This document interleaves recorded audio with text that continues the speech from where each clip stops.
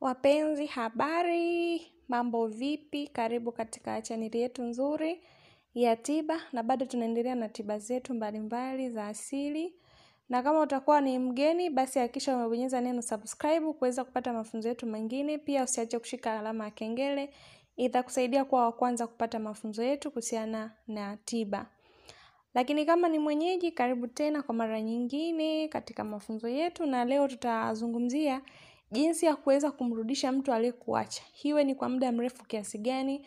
Kwa muda wa siku 3. Nikisema kwa muda wa siku 3, mtu huyu atakuwa ameshaanza kupata madhara kwa kile ambacho utakuwa umemfanyia. Madhara ambayo atayapata ni yeye kuwa na wasiwasi mkubwa juu yako. Unajua hamna kitu kibaya kama mtu anakufikiria. Hata wewe mwenyewe ukiwa unafikiria kitu, huwezi kuwa na raha. Yaani kitu kinakutesa kwenye moyo, huwezi kuwa nacho na raha. Kwa hiyo hapa utakuwa wewe ni kumtia wasiwasi na hofu juu yako. Yaani kila anapokukumbuka basi moyo unakuwa unashtuka. Moyo unakuwa unashtuka. Anakuwa anahisi amekosea kitu kikubwa sana kukuacha wewe, ama amekosea kitu kikubwa sana kukupoteza wewe. Kwa hiyo ile hali itamsumbua na itamtesa, na kama itamsumbua na itamtesa, basi atatafuta namna yoyote ile ya kuweza kukupata. Sasa kuna mtu anasema kwamba jinsi ya kurudisha mahusiano kwa muda wa siku 1 au kwa muda wa siku 2, kwa muda wa siku 3. Nikisema kwa muda wa siku 3 namaanisha kwamba kile ambacho utakuwa umemfanyia kinaanza kuonekana kwa muda wa siku 3 kule kwake. Yaani ataanza kujisikia vibaya juu yako, atakuwa na wasiwasi wa hofu.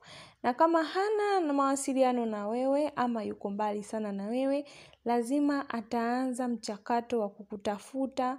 Na kama basi ana mawasiliano na wewe, hii ni njia rahisi ya wewe kuanza kujua kwamba huyu mtu anaweweseka juu yako sasa, kwa sababu tayari atakuwa anaanza kukutafuta na kukujipendekeza mara kwa mara. Lakini kwa ule ambaye hana mawasiliano na wewe kabisa, itachukua muda kidogo kuanza kukutafuta wewe, kwa sababu lazima apate mawasiliano. Lakini katika nafsi yake atakuwa ni mtu wa kuweweseka.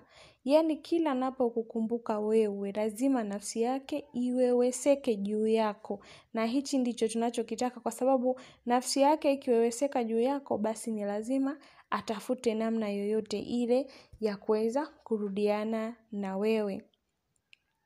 Na watu wengi sana mnakuwa mnalalamika kwamba jinsi ya kumrudisha mpenzi, namna ya kumfanya mpenzi arudi ambaye amekuacha. Haijalishi ni mume, haijalishi ni mpenzi, haijalishi mmeachana kwa muda gani.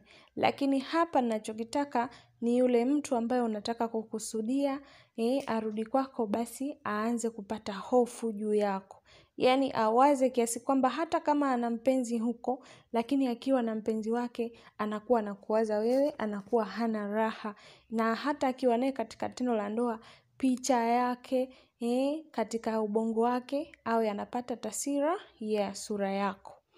Namna ya kufanya, narudia tena, nenda katika duka la asili, mwambie naomba mlipu, lakini pia mwambie naomba chumvi mawe. Chumvi mawe nimekuwa nikifundisha mara nyingi sana katika video zangu.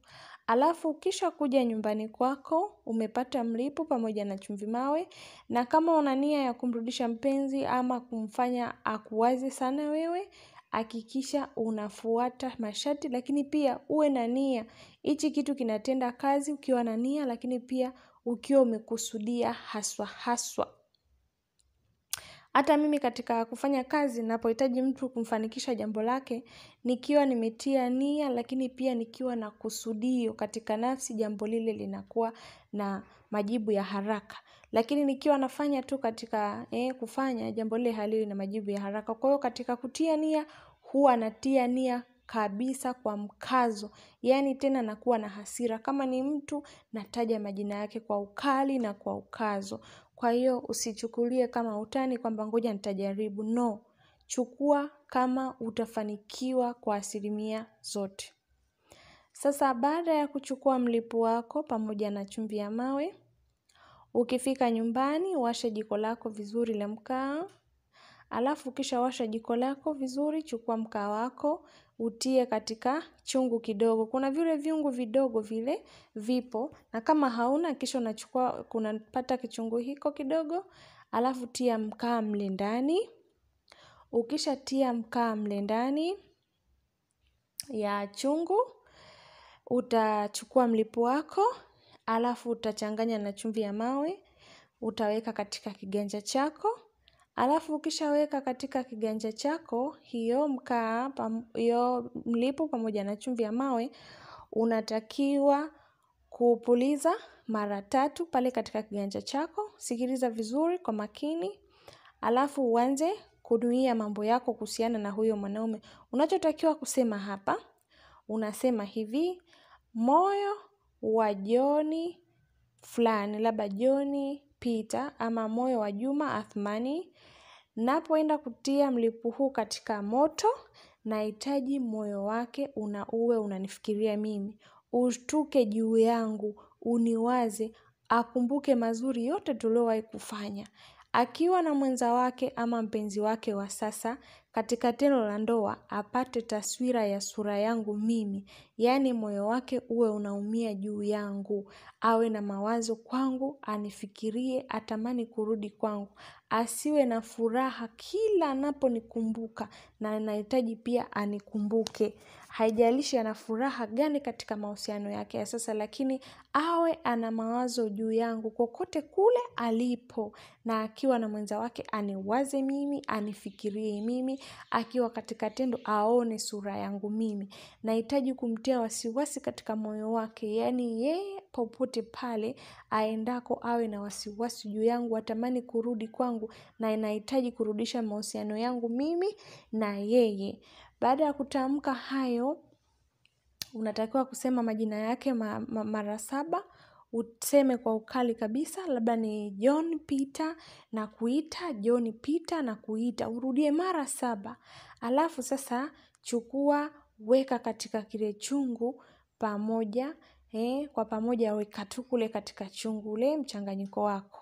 Sasa hapo kadri cheche zitakavuruka, unaendelea kusema. Wakati umerusha ule mchanganyiko katika chungu, cheche zinavuruka, unaendelea kusema. Kadri mchanganyiko huu unavyolipuka katika chungu hiki, nahitaji na moyo wake ulipuke hivyo hivyo. Anikumbuke, aniwaze, awe na hofu ya kutaka kurudiana na mimi na arudiane na mimi popote pale alipo. Na kama hana mawasiliano na mimi, nataka apate mawasiliano na mimi, azungumze na mimi, anifate. Kama hana mawasiliano na wewe, unatakiwa useme pia anifate.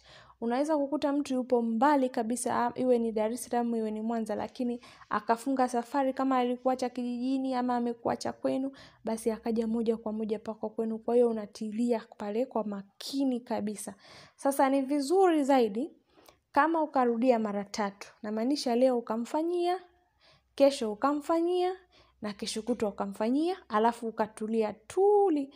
Na wakati umefanya dawa hii, usimhadithie mtu yoyote, au usipende mtu akuone, au usiseme kwamba kuna dawa nimemfanyia bwana fulani nataka anipende au arudi. Yaani iwe ni shoga yako, iwe ni ndugu yako, fanya kimya kimya, alafu fanya kwa nia.